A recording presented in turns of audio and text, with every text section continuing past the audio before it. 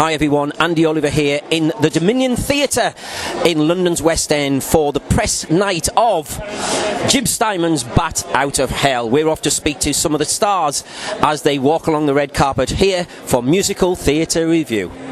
First of all, I want to ask you, it must be a proud feeling to see this take stage at last, but with the talent that you've got on the stage as well is quite overwhelming, isn't it? Yeah. You know, we've been working on it basically for like over a year, and it's beyond thrilling. I mean, these guys are like at the top of their game. Yeah, they are, aren't they? I mean, these are seasoned, although they're a young age, they've got that something about them already, haven't they? They seem to have a lot of wealth of experience already. Yeah. These guys, they come out and they eat the stage, literally. How did you go about auditioning? Was it a big process? A long process?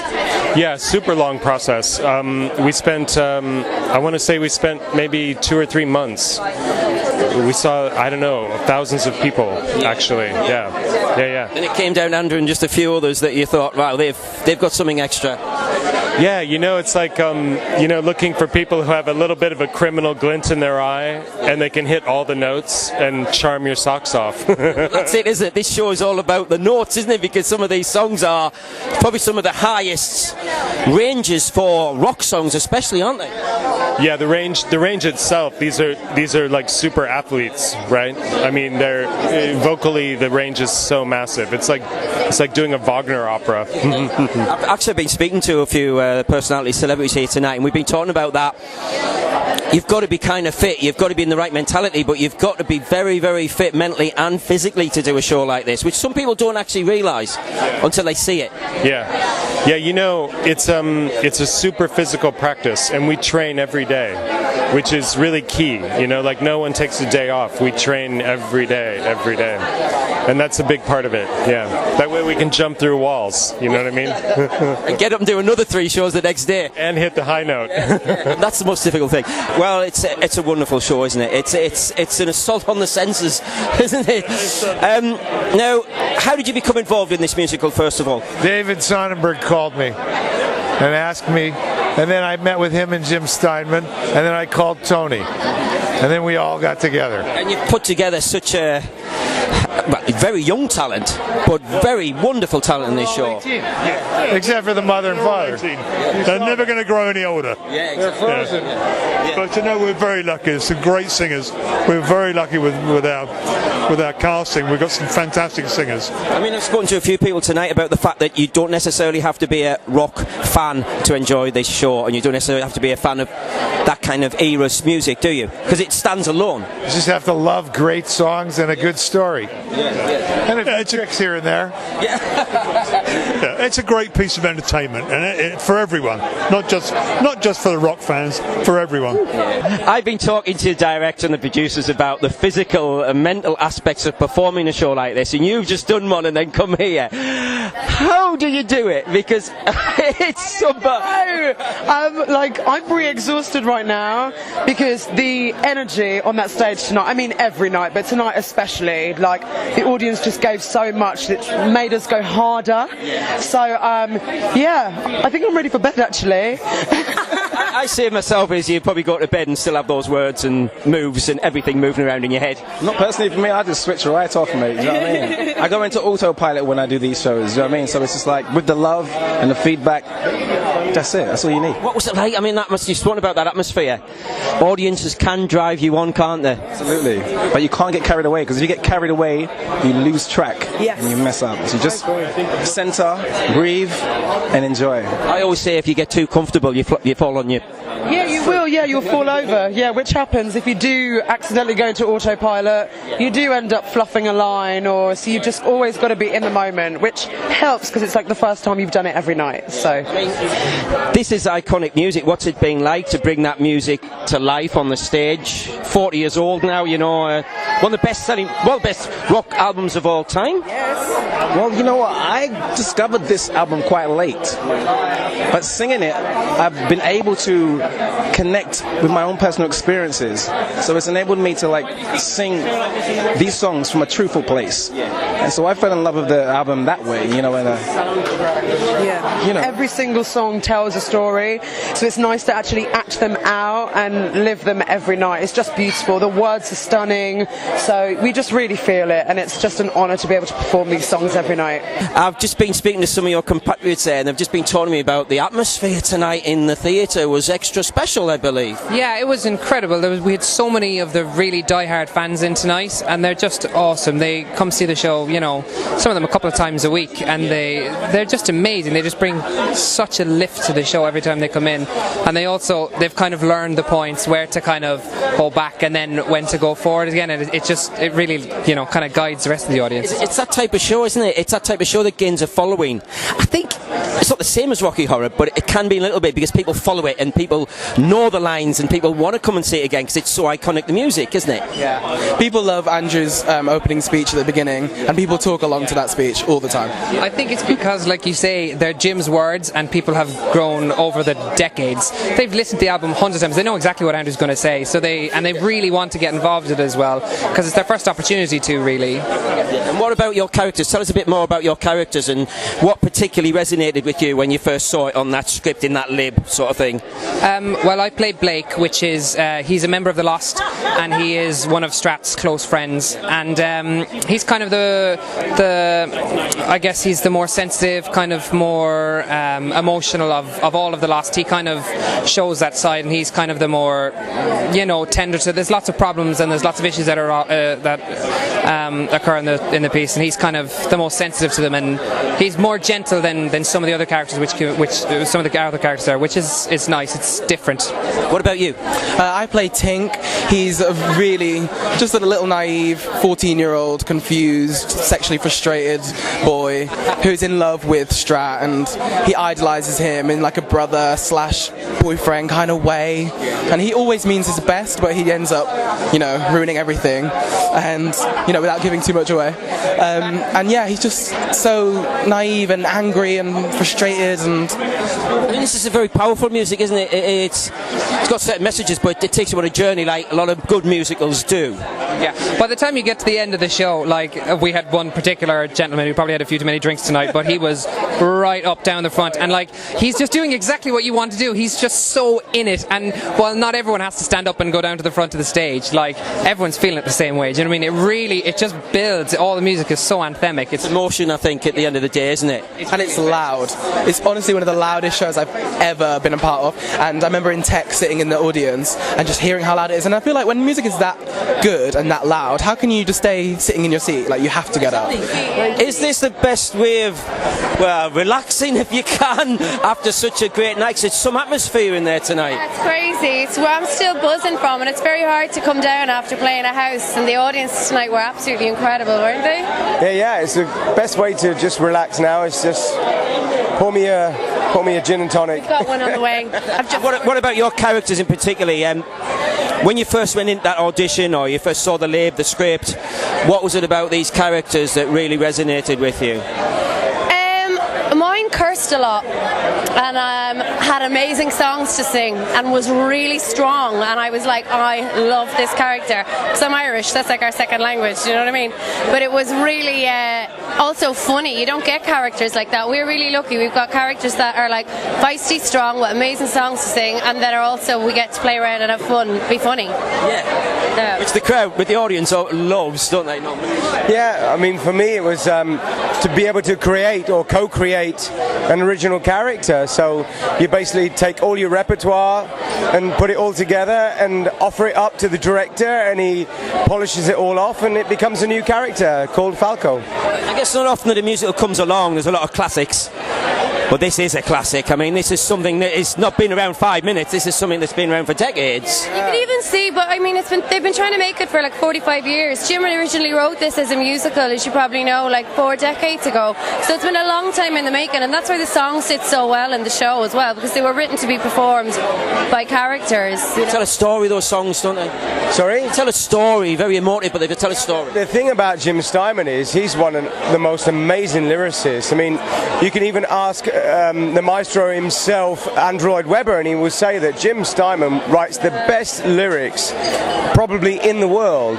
He takes you on 4 different journeys. He'll take you on the most scenic route, and then he'll take you on just a lazy Sunday afternoon route. I guess the Tony Awards and all his accolades over the years, you know, really tells a lot about the man, though, doesn't it, and what he's achieved over the years as well. Yeah, absolutely. His stories are, if you listen to all of the songs in the show, they're all like mini operas. And I remember we were talking before about artists who recorded Jim's work, and they would say, you know, they think they'd be finished, and then the next day he'd come into the studio with another verse or with another bridge or with their, because they don't follow, like Rob said, they take the scenic route, a lot of his pieces. They don't follow your kind of traditional formula. The fastest route on Navigon or whatever it's called.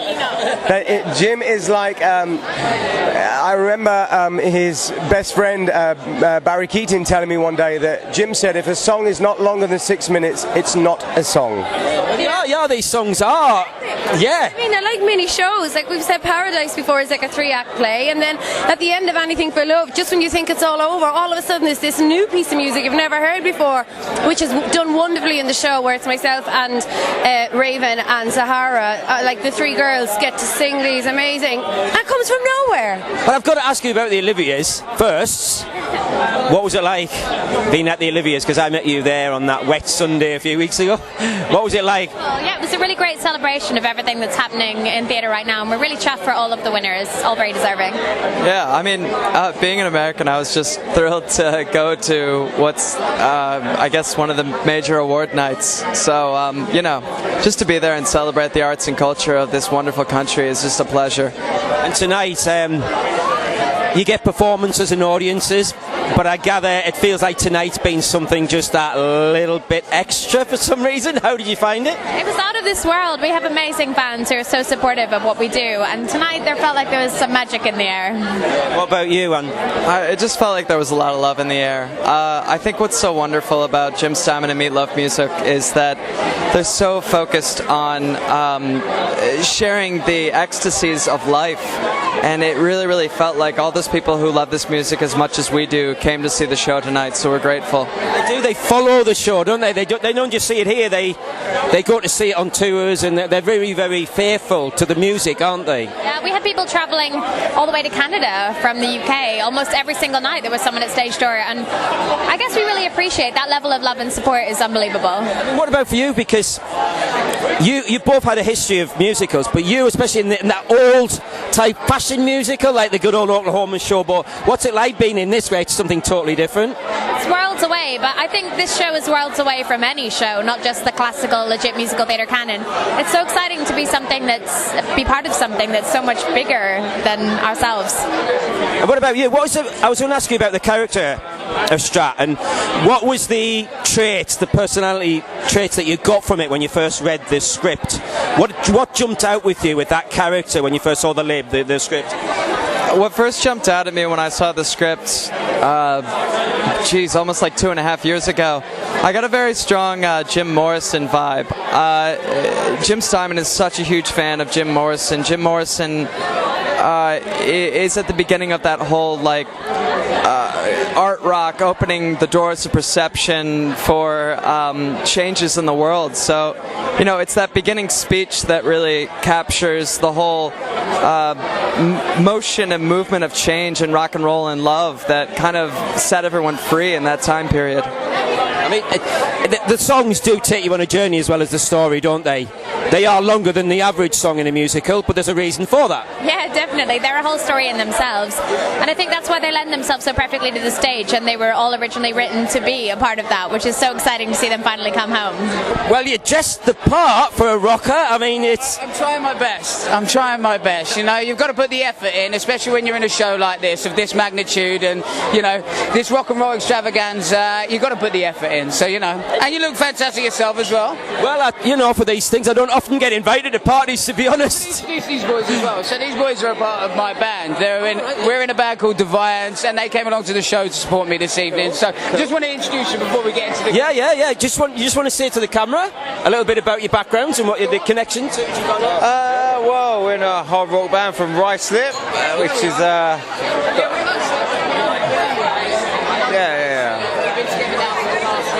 You know, so we've been doing this and that, we're doing gigs all over, we're doing festivals, etc. and stuff like that.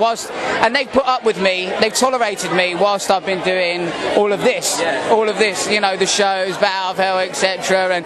and Jesus Christ Superstar and things before that. So for a man in a particular music, this type of music, playing these particular roles must be a dream, because it's been an honour. It's been truly an honour, because when I was 14 years old, I had the opportunity to do Whistle Down the Wind with Andrew Lloyd Webber and Jim Steinman. And I met Jim Steinman. He was the most wonderful man ever. And to sing his music, to sing his material every single night on stage, with such a set behind us, with such a cast behind us, it's unrivaled, really. It's so wonderful to do, and rock and roll is unbelievable. Shows now have come a long way. I mean, last 20, 30 years, the production values, a little bit like what certain television programmes like Game of Thrones and all this, the production values that go together to make a spectacle have gone through the roof, haven't they? You know, I think you appropriate it, don't you? I think, you know, if there's a show that doesn't need a massive budget, then you kind of work with what you've got and you invest in the actors and you do whatever you've got here. With this show, they've invested financially, they've invested in the actors, they've invested in the music, they've done everything. The songs were written for a stage show, weren't they? Like, it's a rock album, but it is a stage show, isn't it? And they've finally been able to do it in the West End and in Canada and in Manchester, and the imagery and everything like that. You know, it's been brought to life now. It's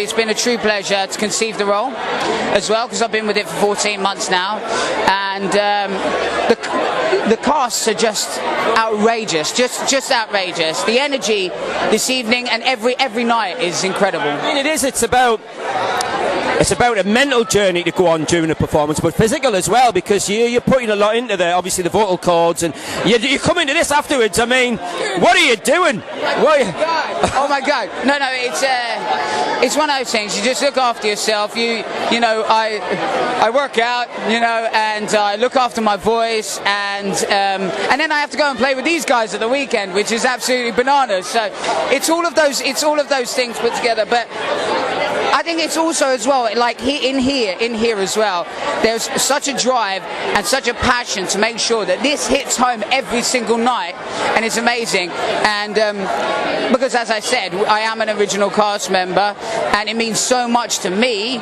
being a part of the original cast to make sure that all of y'all come back. Y'all here? Have we come down after that yet? Still on a high. Absolutely still on a high. It's amazing. It was incredible. Oh my God, those songs! And I didn't know that Celine Dion song was in it. Talking about the adrenaline and the sort of like how fit you have to be to do a show like that. I just think I want to be Danielle Steers. I want to be her. She breaks a lot of hearts. That girl does. Her voice. Well, all their voices. I wanted to touch on your next project. Can you tell us a little bit about that, because we didn't get that last time? So I'm doing the Rink at Southwark Playhouse, and Fabian is the choreographer. We're really excited. It's a show set in Coney Island in the 70s. There's going to be roller skating, obviously. Caroline O'Connor is playing my mum, so she's playing Anna, and I'm playing Angel. And it's a story about family and forgiveness, and two women who are both adults sort of coming back together after a sort of tumultuous sort of parent. It's a really great show. It's a Kander and Ebb show, so Chicago and Cabaret, and we can't wait. It's not been done in London for 30 years, so we're very, very, very excited. So, as a choreographer, Are you watching this show with the choreographer head on? No, I'm watching this show. I could relax and just enjoy it and just let it kind of overtake you the way it does, because it's just brilliant. The music is just... That's the thing it does, doesn't it? We can go in and it's kind of like going to the cinema. We can leave the troubles behind in the door and leave it behind as the lights go down. It's We were just escapism, saying, isn't it? we get there and all these cynical people walk into a room and then get absolutely overwhelmed by this incredible show. It's fantastic. It's so sexy as well. Like, rock is, isn't it? Isn't it? You're absolutely right. Fosse is, but rock is as well. Exactly. Two very different types, but yeah, brilliant. We were really living good. out all our fantasies. We really were. What's your view? What was it like? It was incredible in so many ways. I mean, it was like a big, amazing assault on the audience, really. It's just like, it's so in your face, it's so out there, it's so colourful and amazing and massive and shocking and brilliant. I mean, it really engaged me. I was really entertained. I think that's the best word to describe it, really. It's a fantastic show. How would you describe it to an audience then, in say a sentence, who are going to go and see it? Maybe an audience who are not really familiar with that heavy rock sound? Keep an open mind, because the songs, I mean, you forget how many amazing songs there are. The vocals on that stage, the talent on that stage is completely phenomenal. I mean, it's worth going just to listen to the singing. Never mind see the set or the beautiful choreography or it's just brilliant in so many ways. A massive treat for me, definitely. Well, that's all from me, Andy Oliver, here at the press party for Bat Out of Hell. Remember to join us on social media. From me, Andy Oliver, for Musical Theatre Review. We'll see you next time.